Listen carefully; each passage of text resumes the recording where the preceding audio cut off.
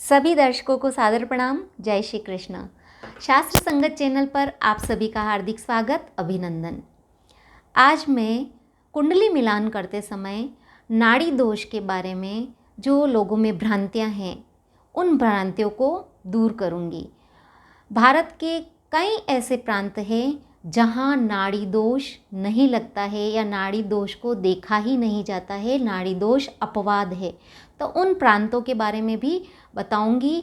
तो जो लोग हैं वह नाड़ी को लेकर चिंतित हैं या कई मिलान नाड़ी को लेकर छोड़ देते हैं, तो उनकी इस समस्या का आसानी से निदान हो जाएगा। तो सबसे पहले बात करेंगे नाड़ी की। नाड़ी क्या होती है?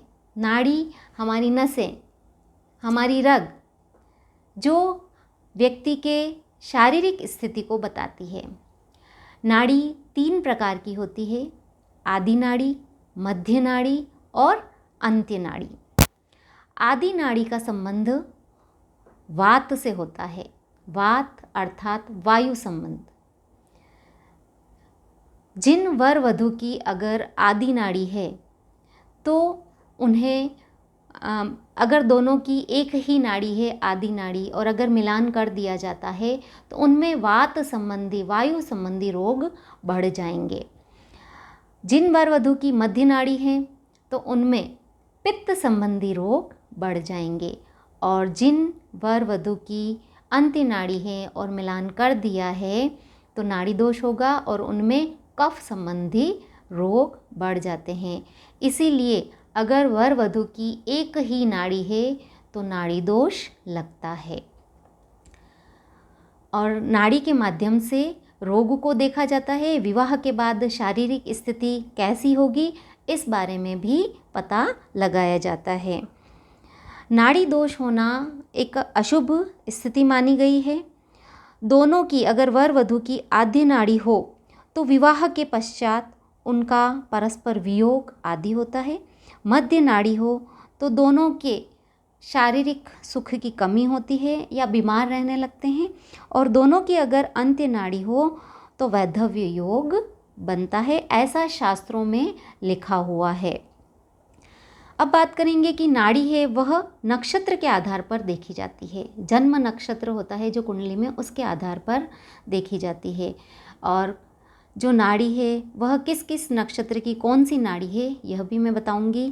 कि आदि नाड़ी है वह अश्विनी, आर्द्रा, पुनर्वसु, उत्तरा फाल्गुनी, हस्त, ज्येष्ठा, मूल, शतभिषा और पूर्वा भाद्र नक्षत्र में, भाद्रपद नक्षत्र में आदि नाड़ी होती है। मध्य नाड़ी होती है भरणी नक्षत्र में, मृगशीर नक्षत्र में, पुष्य नक्षत्र में, पूर्वा फाल्गुनी नक्षत्र में, चित्रा नक्षत्र में, अनुराधा में, पूर्वाषाढ़ा में, धनिष्ठा में और उत्तरा भाद्रपद में मध्य नाड़ी होती है। और अंत्य नाड़ी जिन नक्षत्रों में होती हैं वो हैं कृतिका नक्षत्र, रोहिणी नक्षत्र, आश्लेषा नक्षत्र, मघा नक्षत्र, स्वाति नक्षत्र, विशाखा नक्षत्र, उत्तराषाढ़ा नक्षत्र, श्रवण नक्षत्र और रेवती नक्षत्र। तो ये तो हो गई नाड़ियों की बात। कुंडली में नाड़ी के 8 गुण कहे गए, माने गए हैं। कंप्यूटर में नाड़ी के जो अगर मिलान करते हैं तो वहाँ 0 लिखा हुआ आता है, तो हम उस मिलान को छोड़ देते हैं, परंतु हमें ऐसा नहीं करना है।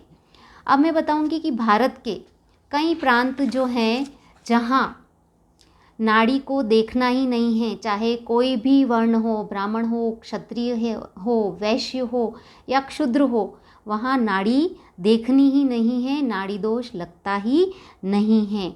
ये जो प्रांत हैं वह अपवाद है, मतलब नाड़ी वाले नियम में नहीं आते हैं। चाहे दोनों की आदि नाड़ी हो, दोनों की मध्य नाड़ी हो या दोनों की अंत्य नाड़ी हो, फिर भी मिलान किया जा सकता है, ऐसा शास्त्र में लिखा हुआ है। मुहूर्त दीपिका नामक ग्रंथ में इसका उल्लेख है। एक श्लोक लिखा हुआ है, वो मैं आपको सुनाऊंगी। गोदावरी दक्षिण तो यावच्च मलया नीलः त्यजन्ति तेषु देशेषु नाड़ियक्यं न करग्रहे। अर्थात जो नाड़ी दोष अपवाद व परिहार है, तो कहाँ कहाँ है? गोदावरी नदी के दक्षिण ओर स्थित देश, गोदावरी नदी के दक्षिण की ओर जो भी देश या जो भी प्रांत स्थित है वहाँ नाड़ी दोष नहीं लगता है। तो अगर आप वहाँ के निवासी हैं तो आप नाड़ी दोष को ना देखें, मिलान आप कर लीजिए। अब वो जो प्रांत हैं वह है महाराष्ट्र के नासिक, मतलब नासिक के जो आसपास के जितने भी क्षेत्र हैं वहाँ नाड़ी दोष नहीं लगता है। बम्बई, पूना, शोलापुर इत्यादि क्षेत्र हैं जहाँ नाड़ी दोष नहीं लगेगा। और दक्षिण के जो क्षेत्र हैं वह है मैसूर, मैसूर के आसपास के जो भी गांव हैं, जो भी शहर हैं, वहाँ भी नाड़ी दोष नहीं लगता है। मद्रास है, अब मद्रास में जितने भी शहर हैं, जितने भी गांव हैं वे सारे आ गए, तो वहाँ भी नाड़ी दोष नहीं लगता है। आंध्र प्रदेश आदि में, आंध्र प्रदेश में भी नाड़ी दोष नहीं लगेगा।